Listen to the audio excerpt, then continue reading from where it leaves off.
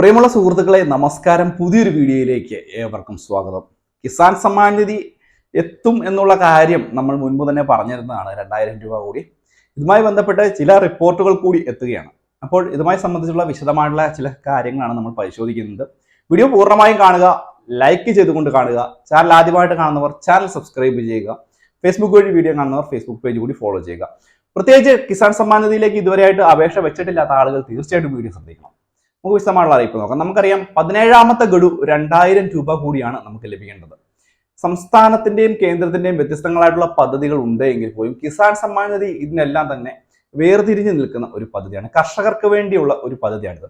2000 രൂപ വീതമേ ലഭിക്കുന്നുള്ളൂ എങ്കിൽ പോലും പ്രതിവർഷം 6000 രൂപ ബാങ്ക് അക്കൗണ്ടുകളിൽ എത്തുന്നു. ഈ 6000 രൂപ എന്ന് പറയുന്നത് ഓരോ മാസവും 500 രൂപ എന്ന കണക്കിൽ പോലും കൂട്ടാൻ സാധിക്കും. മാത്രമല്ല, ഈ ഒരു പദ്ധതി പ്രകാരമുള്ള തുക വർദ്ധിപ്പിക്കുമെന്ന് ഈ ഒരു BJPയുടെ ദേശീയ അധ്യക്ഷൻ തന്നെ പറഞ്ഞിരിക്കുന്ന ഒരു കാര്യം കൂടിയാണ്. വീണ്ടും അധികാരത്തിലെത്തിയാൽ ഈ ഒരു തുക വർദ്ധിപ്പിക്കാനുള്ള സാധ്യതയുമുണ്ട്. മാത്രമല്ല, ഈ ഒരു തുകയുടെ വർദ്ധിപ്പിക്കാൻ തന്നെയാണ് സാധ്യത. ഈ ഒരു പദ്ധതി നിൽക്കാൻ സാധ്യതയില്ല. കാരണം നിലവിലത്തെ സാഹചര്യത്തിൽ ഇപ്പോൾ ഭരിച്ചുകൊണ്ടിരിക്കുന്ന സർക്കാർ തന്നെ വീണ്ടും അധികാരത്തിൽ വരുമെന്നുള്ള കാര്യത്തിൽ ഏകദേശം ഉറപ്പായ ഒരു കാര്യമാണ്. അതിൽ വലിയ മാറ്റമൊന്നും ഉണ്ടാകാനുള്ള സാധ്യതയുമില്ല.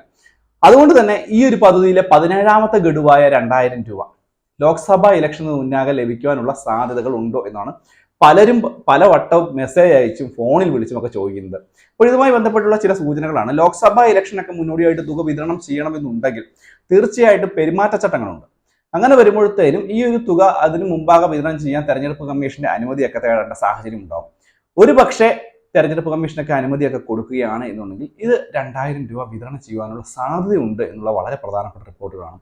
16 ഗഡു തുക ഇതുവരെയായിട്ടും മുടങ്ങാതെ നാമമാത്ര കർഷകരുടെ അക്കൗണ്ടിലേക്ക് കറക്റ്റായിട്ട് തന്നെ കേന്ദ്ര സർക്കാർ എത്തിച്ചിട്ടുമുണ്ട്. ഈ KYC ഒക്കെ പൂർത്തീകരിക്കുന്ന മുറയ്ക്ക് തുക മുടങ്ങിക്കിടക്കുന്ന ആളുകൾക്ക് കൂടുതലായിട്ട് ലഭിക്കുകയും ചെയ്യും. കാരണം പല ആളുകൾക്കും 4, 5 ഗഡുക്കൾ അല്ലെങ്കിൽ 6 ഗഡുക്കളൊക്കെ തുക മുടങ്ങിക്കിടക്കുന്നവരുണ്ട്. അങ്ങനെയുള്ള ആളുകൾക്കും ഈ ഒരു തുക കറക്റ്റായിട്ട് എത്തിച്ചേരും. ആ ഒരു KYC, അതുപോലെ തന്നെ ലാൻഡ് സീഡിങ്, ബാങ്ക് അക്കൗണ്ടുകളിലേക്ക് ആധാർ ബന്ധിപ്പിക്കില്ല അല്ലെങ്കിൽ ആധാർ അപ്ഡേറ്റ് ചെയ്യൽ, ഇങ്ങനെയുള്ള നടപടിക്രമങ്ങളെല്ലാം കറക്റ്റായിട്ട് തന്നെ പൂർത്തീകരിക്കാൻ പ്രത്യേകം ശ്രദ്ധിക്കണം. മാത്രവുമല്ല, ഇനി അങ്ങോട്ടുള്ള സമയങ്ങളിൽ വ്യത്യസ്തങ്ങളായിട്ടുള്ള പദ്ധതികൾ കർഷകർക്ക് വേണ്ടി കേന്ദ്ര സർക്കാർ കൊണ്ടുവരാനുള്ള സാധ്യതയുമുണ്ട്. നിലവിൽ ശ്രമയോഗി മൺധൻ യോജന പോലെയുള്ള പദ്ധതികൾ 3000 രൂപ വരെ പെൻഷൻ ലഭിക്കുന്ന സ്കീമാണ്. ഏകദേശം 60 വയസ്സിന് മുകളിലുള്ള ആളുകൾക്കാണ് ഇത് ലഭിക്കുന്നത്. ഇതുപോലുള്ള വളരെയധികം പദ്ധതികൾ കൊണ്ടുവരും. പ്രത്യേകിച്ച് ശ്രം കാർഡ് ഒക്കെ കേന്ദ്ര സർക്കാർ കൊണ്ടുവന്നത്. ശ്രം കാർഡ് എന്ന് പറയുന്നത് തന്നെ അസംഘടിത മേഖലയിലുള്ള തൊഴിലാളികൾക്ക് വേണ്ടിയാണ്. ഇത് തൊഴിലാളികൾക്ക് വേണ്ടി കേന്ദ്ര സർക്കാരിന്റെ എല്ലാ ആനുകൂല്യങ്ങളും വളരെ പെട്ടെന്ന് തന്നെ എത്തിക്കും.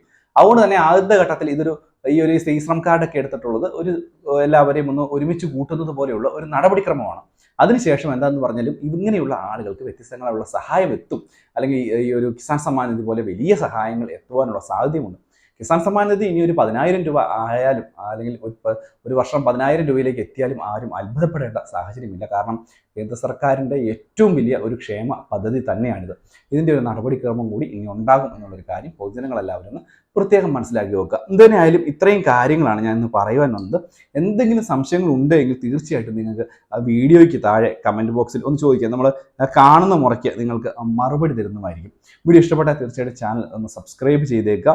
ഫേസ്ബുക്ക് വഴി വീഡിയോ കാണുന്ന ആളുകൾ ഫേസ്ബുക്ക് പേജ് കൂടി ഒന്ന് ഫോളോ ചെയ്ത് വീഡിയോ പരമാവധി ഷെയർ ചെയ്ത് മറ്റുള്ള ആളുകളിലേക്ക് എത്തിക്കുക. നമുക്ക് ഇനി മറ്റൊരു വീഡിയോ ആയിട്ട് വീണ്ടും കാണാം. അതുവരേക്കും ബൈ ഫ്രണ്ട്സ്.